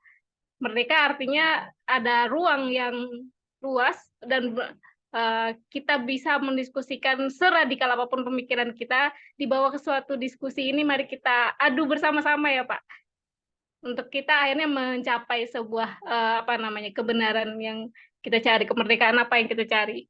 Begitu, terima kasih banyak Pak Guntur, Bu Rina, sudah sangat panas sekali ya. Mungkin ada yang ingin langsung bertanya. Kesempatan bertanya ini nanti saya buka 2 kali. Pertama untuk 3 orang penanya terlebih dahulu. Silakan kawan-kawan di ruang Zoom yang ingin bertanya bisa langsung open mic dan videonya. Atau ingin tidak harus bertanya juga, mungkin ingin share ataupun menyampaikan argumen lain ya, untuk memberi perspektif baru terhadap kita. Silakan kawan-kawan di Zoom.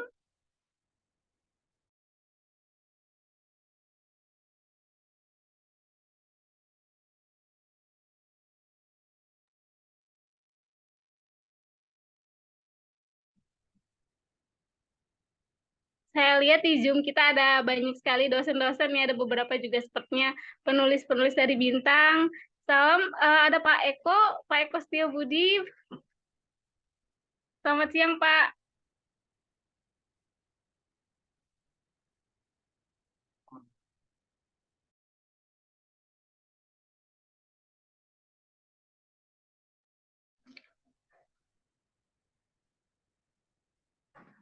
Selamat siang, Mbak Nur.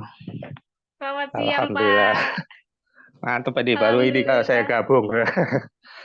Maaf iya, saya Pak. terlambat. Oh, nggak Saya apa-apa, terlambat Pak. dari pagi saya olahraga, jogging. Biasalah.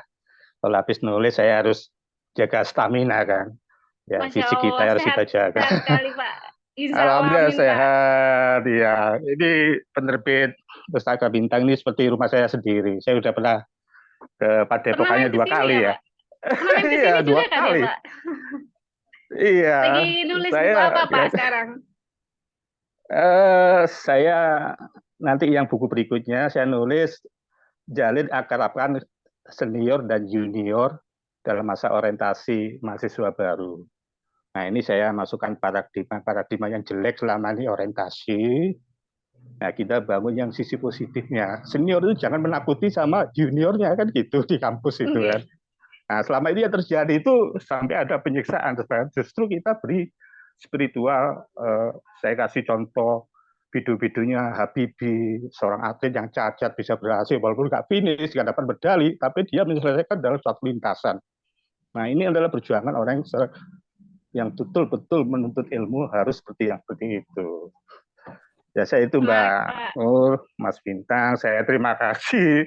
Saya kemarin beri kesempatan untuk nulis, alhamdulillah dapat juara 1. Ya, itu suatu Alhamdulillah, Pak. apresiasi yang sangat luar biasa. Saya kan baru newcomer penulis setelah pensiun Oke. ini kan. Oh iya, Pak. Saya kira itu Mbak Nur dari Oke. saya. Ya. Terima kasih, Pak Oke. Eko.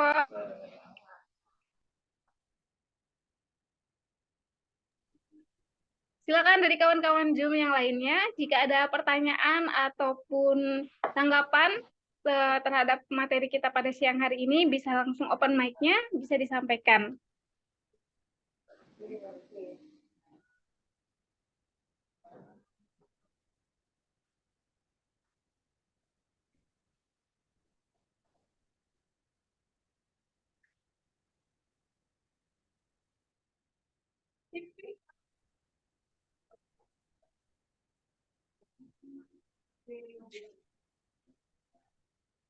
Permisi.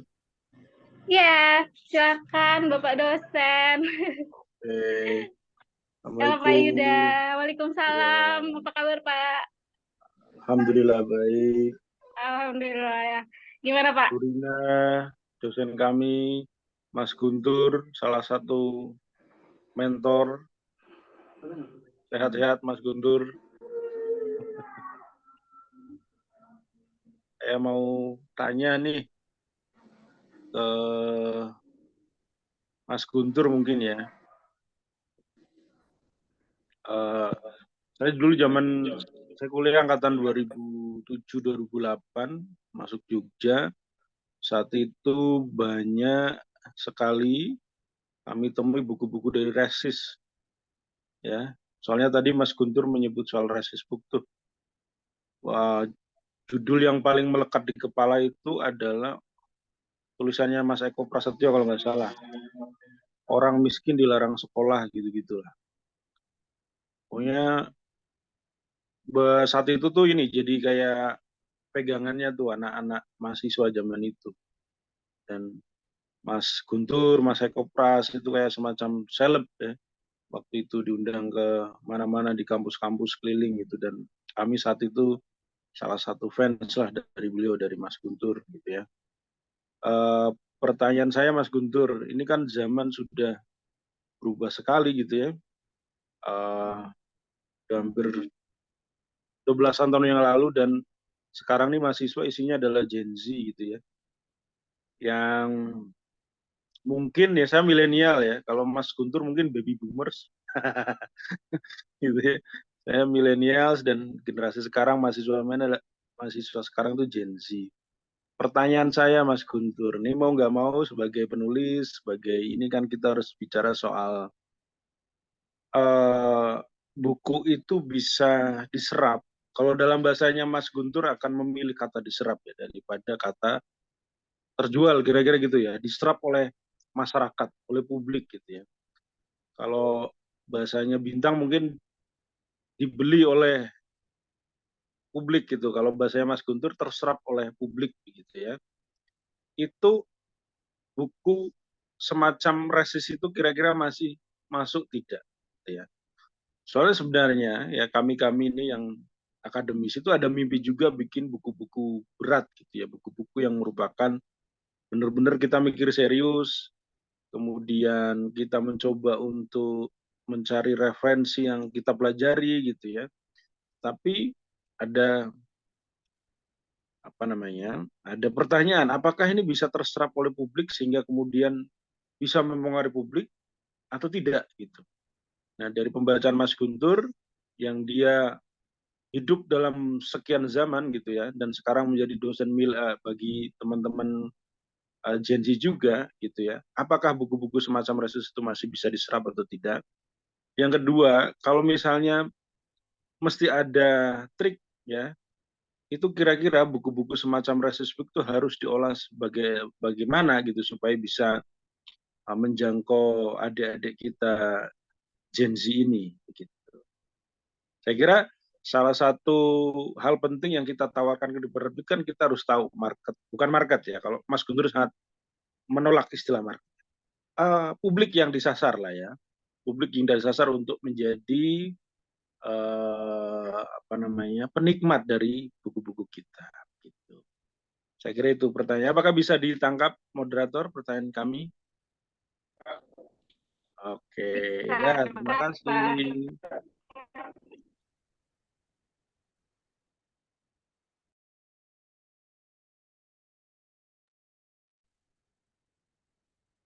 Langsung kok di mute ya, Mbak. Oke. Mbak Oh iya, maaf Pak. Udah yang lain satu lagi.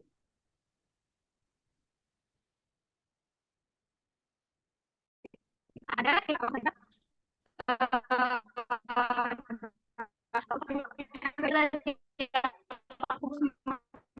Suaranya terputus-putus, Mbak Nur. Suaranya terputus-putus, Mbak Nur. Apakah Masih terputus ya. masih terputus? Ya, masih terputus-putus Mbak Nur.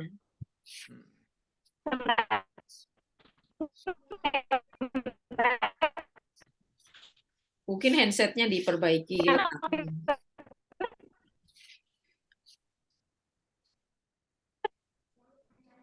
Masih ya. Ya. Oh ya, sebentar ada telepon.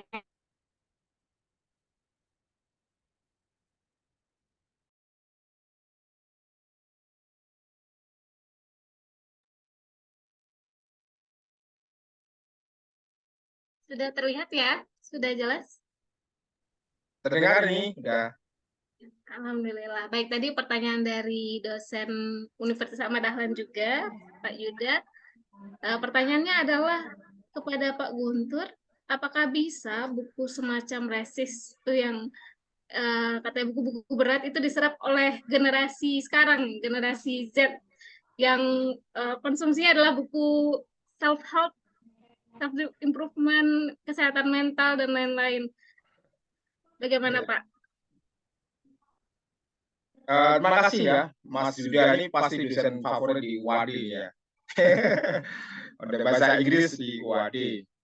Mas Yuda, jadi saya ingin memberikan ilustrasi yang cukup sederhana untuk membantu apakah buku ini, kalau dihitung dalam konteks mungkin ya, kalau dibahasakan secara marketing tentu tidak akan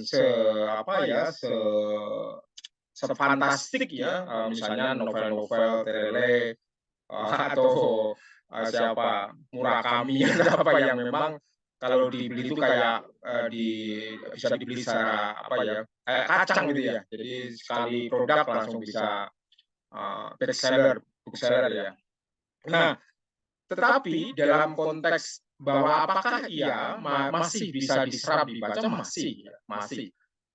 Reses sampai hari ini masih bercabang berdiri ya dalam sirkulasi dan distribusi buku. Resis yang dihuni hanya sekitar 6-7 orang sampai tahun sekitar 99 2000-an ya, berarti hampir 10 tahun lebih. Ya, itu masih, dan mereka masih memproduksi meskipun dalam skala yang kembali lagi tidak sefantastik dan sejak oplah sebesar saya buku-buku yang memang pasar banget ya, buku-buku yang memang tadi ya. Kalau dalam filsafat aja sekarang buku yang paling pasar kan buku Stoik ya, orang yang membicarakan filsafat Stoik itu baru rame ya, entah itu filsafat teras dan macam-macam gitu ya. Tapi ada itu berkait dengan juga kesehatan mental, dengan cara orang bisa bertahan dalam dunia yang serba ambyar, macam-macam itu kan buku laris hari ini ya dalam perspektif pemikiran filsafat. Nah, menurut saya itu masih, apakah masih Mas Guntur berharap misalnya sudah di luar dari resis ya, apakah buku ini masih sangat berharap? Jadi perubahan itu justru menjadi challenge tantangan luar biasa bagi misalnya sekarang mungkin nggak resis, tapi Mas juga tahu sekarang misalnya margin kiri ya atau yayasan apa namanya beberapa penerbit Ultimus misalnya produksinya masih besar sekali, terutama margin kiri dalam mendistribusikan perspektif yang alternatif ya, apalagi perspektif itu yang kiri ya dalam konteks pemikiran gitu. Itu margin kiri itu hampir sekarang malah justru luar biasa, oplahnya luar biasa. Belum lagi misalnya penerbit-penerbit yang lain yang kecil yang jumlahnya meskipun itu kecil tapi secara jumlah kuantiti itu banyak gitu.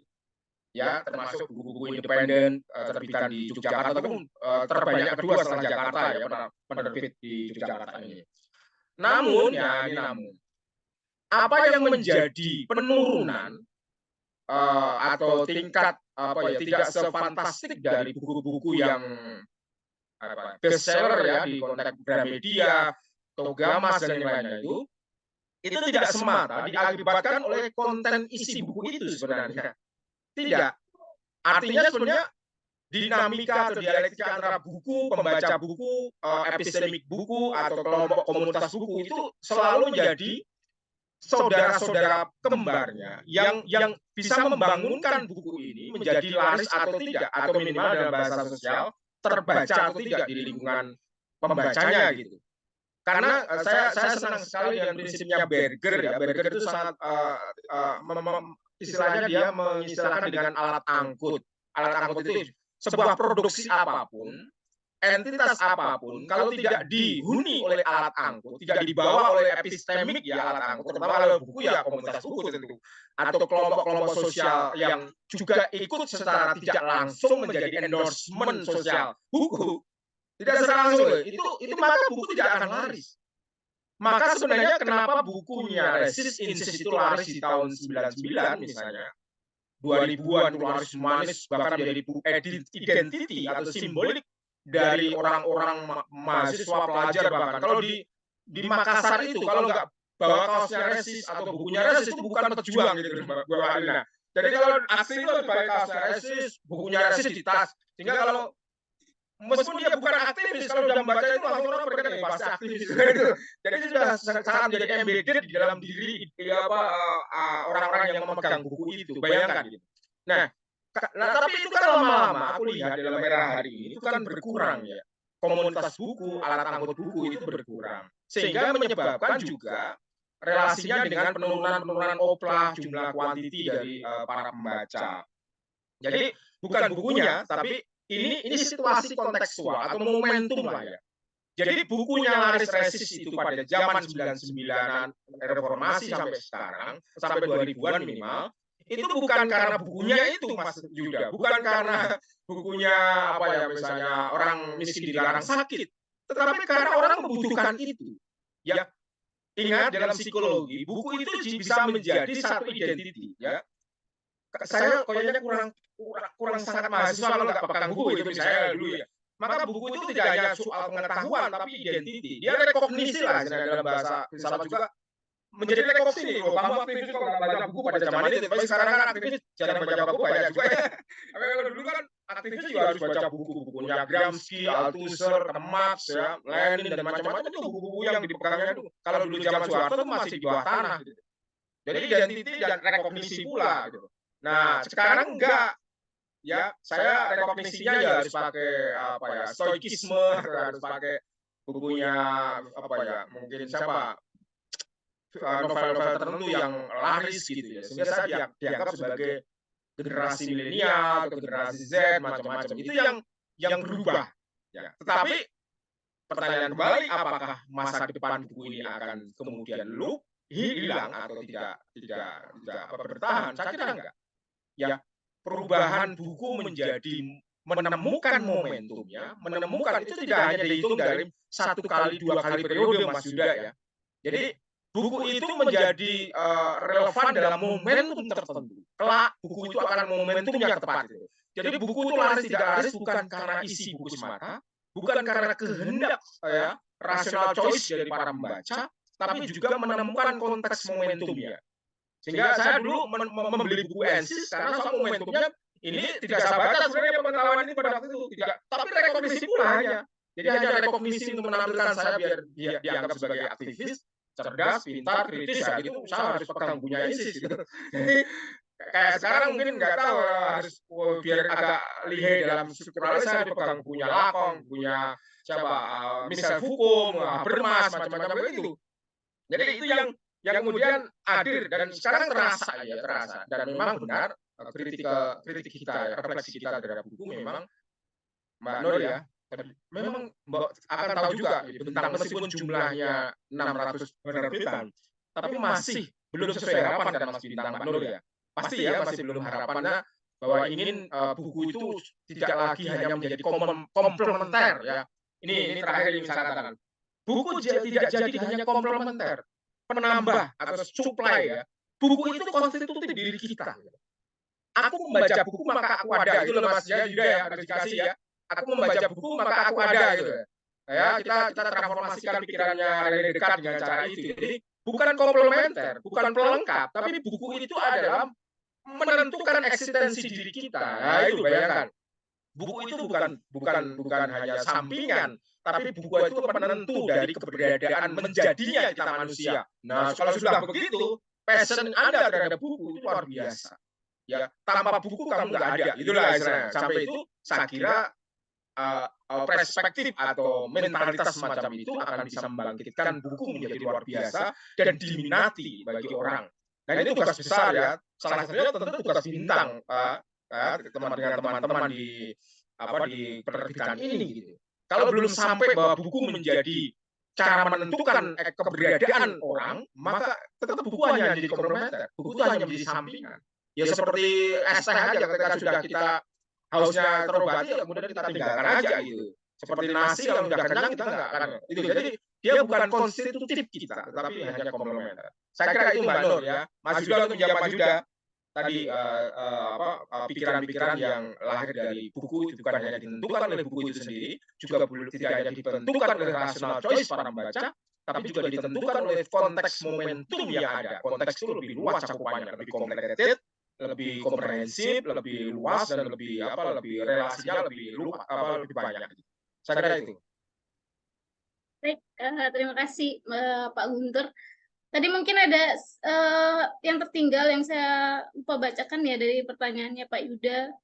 Dia menanyakan kira-kira intinya semacam inilah. Apakah Pak Guntur sebagai penulis atau nanti bisa ditanggapi juga oleh Bu Rina, ketika menulis itu sekarang jadi memperhatikan gaya bahasa yang cocok dengan anak-anak zaman sekarang yang katanya lebih gaul, tidak suka membaca hal-hal yang panjang belibet karena bagaimana Pak Guntur? Oke. Saya contohkan ilustrasi.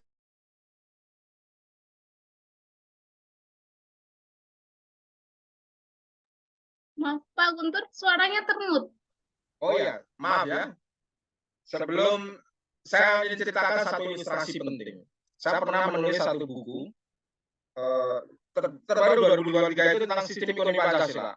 Mungkin bukan core dari pikiran, tapi saya tertarik untuk melihat dinamika, interaksi dan diskursusnya ya dalam konteks komunikasi, diskursus perdebatan tentang Pancasila.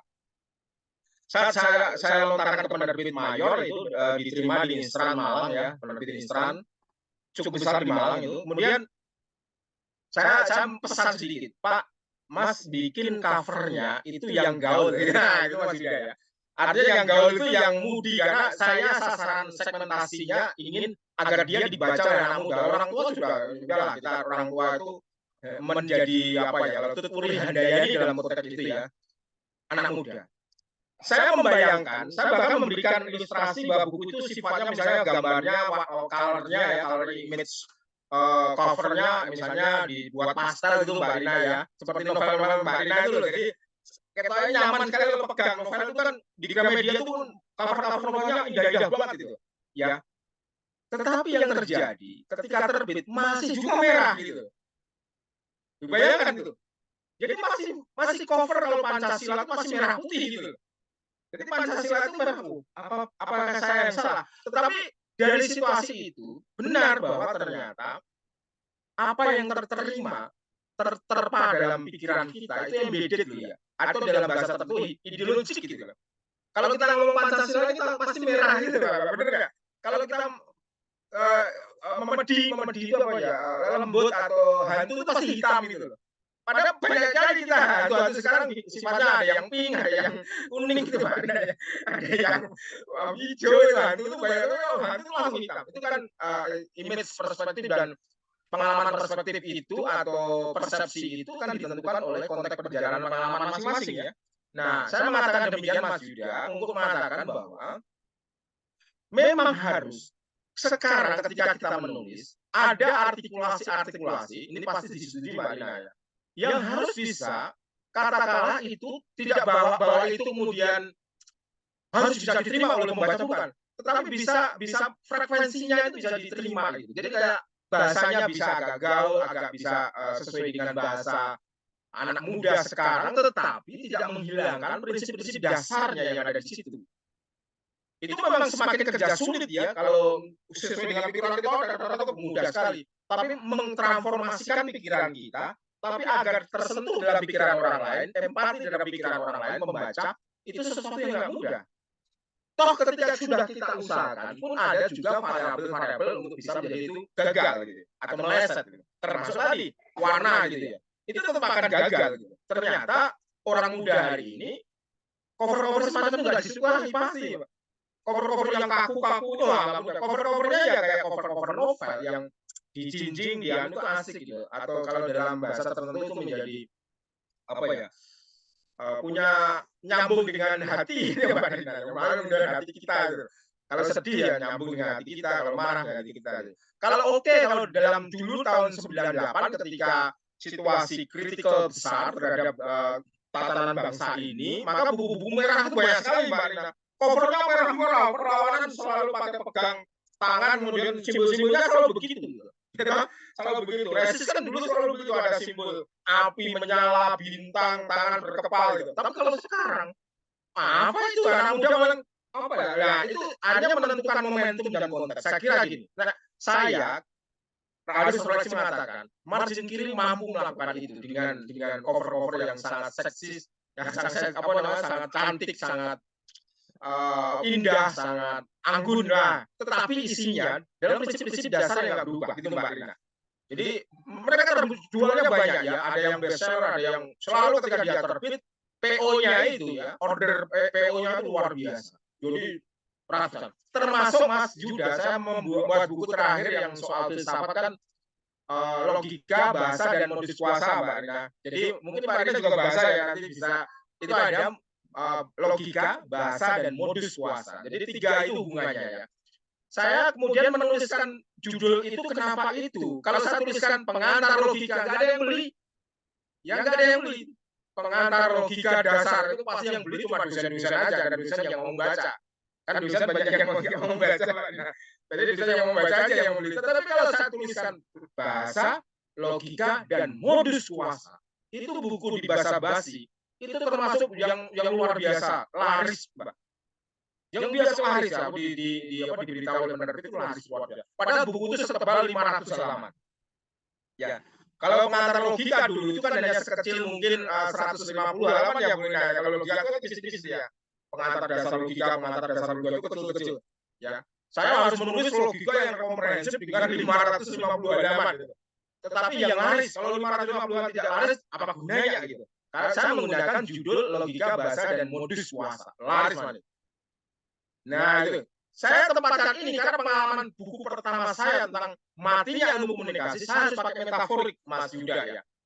Dulu judul aslinya adalah Paradigma Positivisme Komunikasi. Kalau saya tulis itu muntah-muntah yang baca, atau orang nggak ngerti itu maksudnya apa, lalu nggak punya sentimen positif untuk membeli. Tapi kemudian saya beri provokasi yang sifatnya metaforis, yaitu matinya ilmu komunikasi, the death of science, ya, communication science. Atau dulu ada the death of statistik, the death of author, ya, kalau dalam semiotik itu ada Roland Barthes mengatakan matinya pengarang. Nah, itu memberi provokasi. Kalau dalam provokasi orang udah tertarik, merasa merasa punya apa istilahnya Mas Yuda, apa itu ya gitu. Penasaran gitu. Akhirnya terbeli dan itu tercetak ulang berbagai kali dan sampai hari ini masih dibeli orang. Padahal itu 2006 gitu. Artinya provokasi judul itu penting, tetapi tidak menghilangkan substansinya. Harus dijelaskan di dalam, kalau etik ya, di dalam konteks penulisan yang etis, itu dijelaskan dalam kata pengantar bahwa buku itu judul aslinya begitu, lalu saya beri itu. Jadi bukan, terus saya kan banyak digugat, apa benar komunikasi mati Mas Guntur, nyatanya hari ini masih hidup, fakultas komunikasi berdiri banyak. Oh, bukan itu maksud saya the death of science itu, komunikasi science itu adalah cara kita menggugah ilmu yang sedang tidur gitu. Karena kemarin terdominasi oleh paradigma positivistik ya. Sehingga harus ada alternatif penelitian lain yang diberi kesempatan. Cara menggugahnya adalah ilmunya mati suri, ayo bangun ya. Gitu. Dan itu akhirnya berhasil Mas Yuda ya.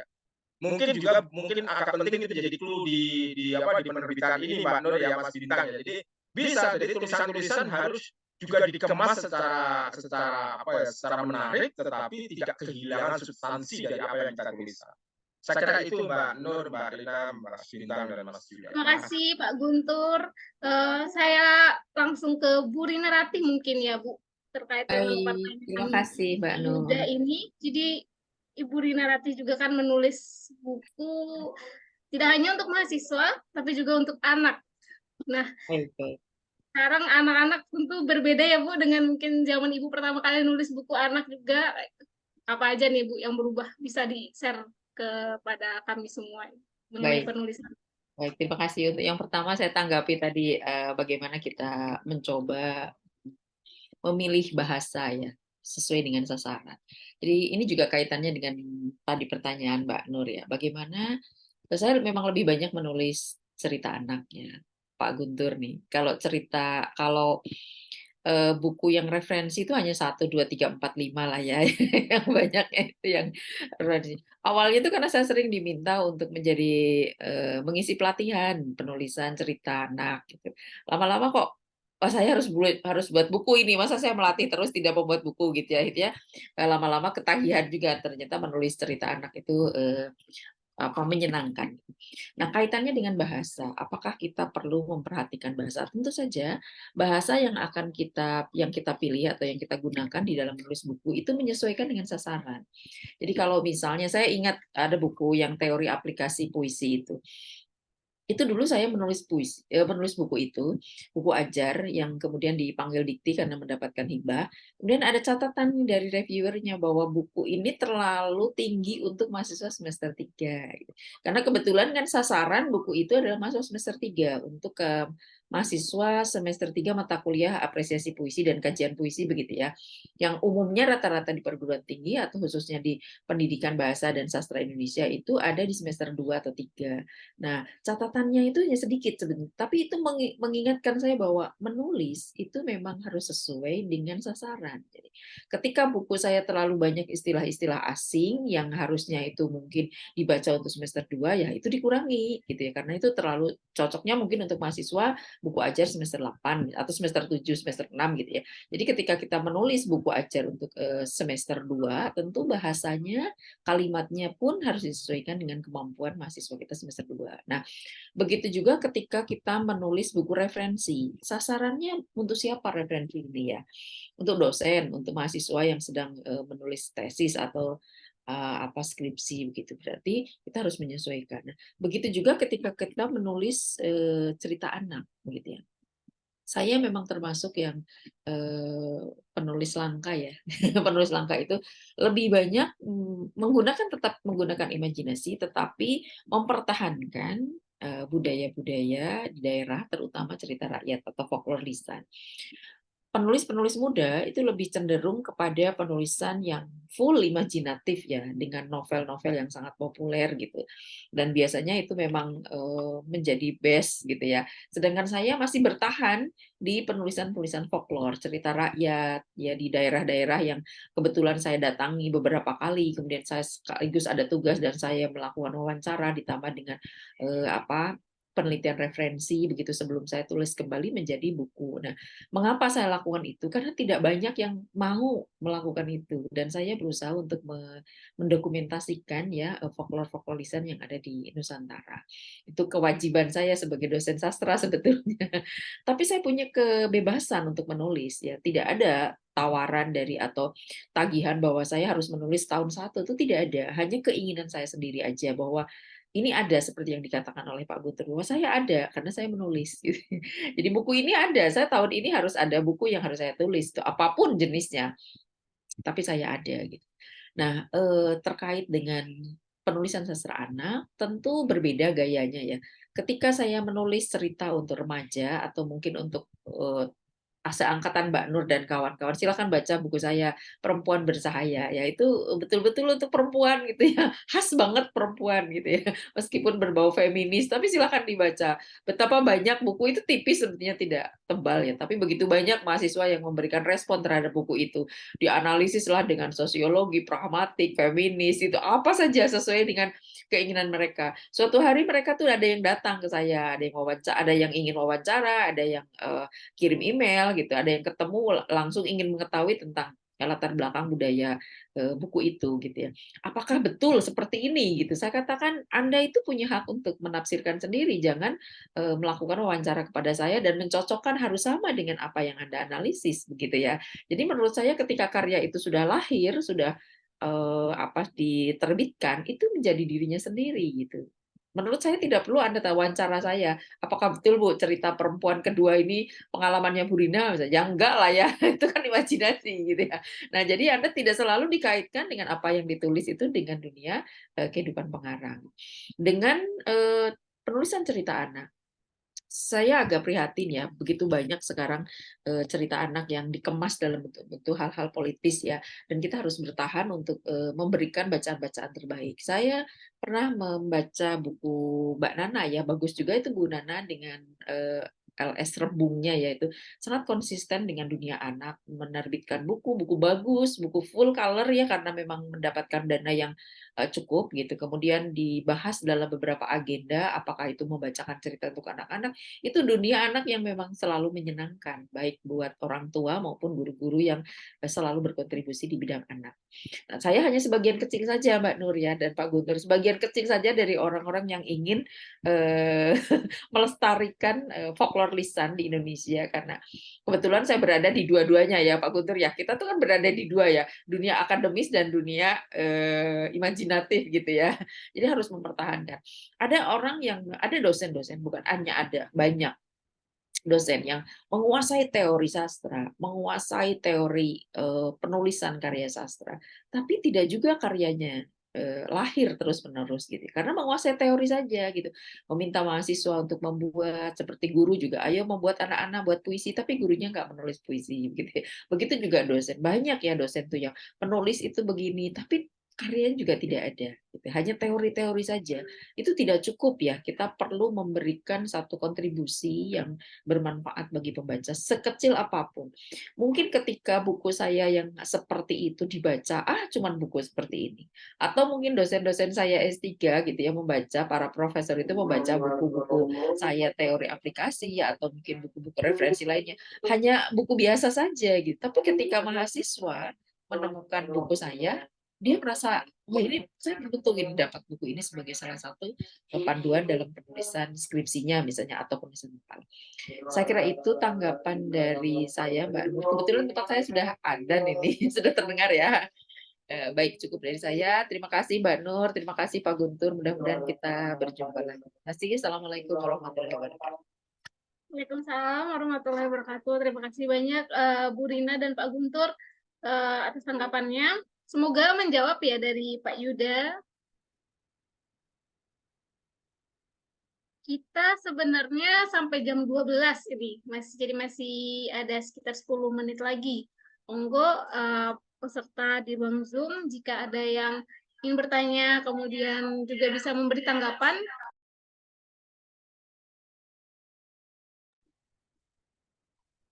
Apakah masih ada lagi teman-teman di ruang Zoom yang ingin bertanya?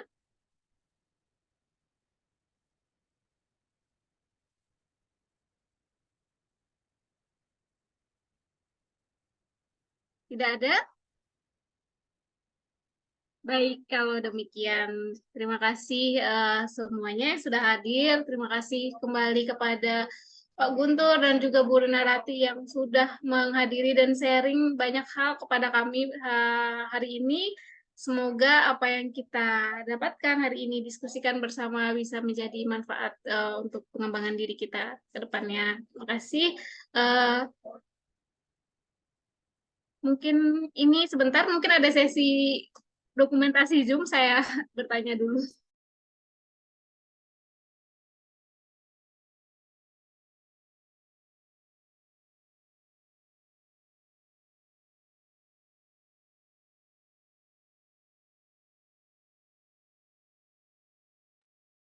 Baik, kita tutup ya diskusinya. Saya kembalikan kepada MC kita. Terima kasih semuanya. Wassalamualaikum warahmatullahi wabarakatuh. Monggo Mbak Wanda. Ya, Waalaikumsalam warahmatullahi wabarakatuh. Oke, demikianlah acara diskusi publik yang bertajuk Buku Berdaya Pendidikan Merdeka yang diselenggarakan oleh Bintang Semesta Media. Semoga ilmu yang disampaikan oleh narasumber serta diskusi pada tanya jawab peserta dapat bermanfaat bagi kita semua. Saya Wanda Kartika selaku MC, memohon maaf sebesar-besarnya jika ada kesalahan kata. Akhir kata saya ucapkan terima kasih dan sampai berjumpa di acara diskusi umum Bintang Semesta Media berikutnya. Selamat siang, wassalamualaikum warahmatullahi wabarakatuh. Setelah ini ada sesi. Terima kasih Pak, Bu. Saya izin untuk screenshot dulu ya. Oh ya, oke. Di open kamera semuanya. Ya, teman-teman mungkin boleh open kamera semua ya untuk sesi foto bareng ya. Sebentar,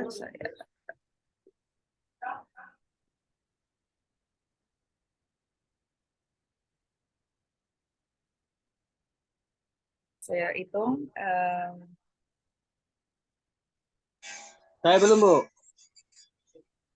Sebentar. Iya, 1, 2, 3. Sekali lagi. 1, 2, 3. Oke, terima kasih buat Bu Rina dan Pak Guntur yang sudah hadir di acara diskusi ini. Sampai bertemu di acara selanjutnya. Sama-sama, terima kasih Pak Guntur, Pak Samsul Rijal, terima kasih Pak Eko. Ya, Bu. Selamat. Kirim ke grup, Bu. Benar. Matur suwun Ibu-ibu, Bapak-bapak. Terima kasih Pak Eko, sampai jumpa. Bu Nur, terima kasih Pak Nur. Waalaikumsalam. Ya, pamit Pak Nur. Oke, Bu. Terima kasih semua peserta. Iya, Bu. Kirim ke grup, Bu. Bu Nur. Oke. Ya.